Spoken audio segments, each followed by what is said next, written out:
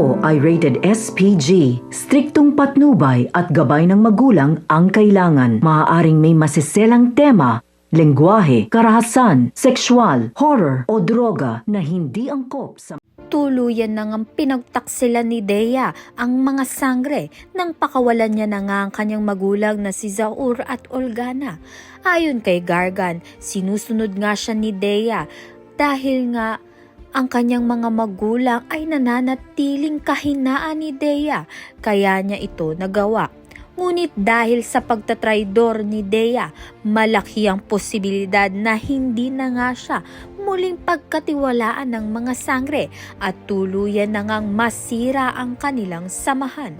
Sa kabilang banda naman nga, nagbakasakali na nga itong si Lyra at Mira na dalawin nga ang kanilang Ashti Pirena upang kilalanin itong mabuti. Nais nilang makasigurado na wala nang koneksyon itong si Pirena kay Hagord at hindi na nga siya magiging banta. Matapos ang kanilang pag-uusap, napatunayan naman nga ng dalawa na totoo ang pagbabago ni Pirena. Kaya naman nga't minabuti nilang pakawalan itong si Pirena.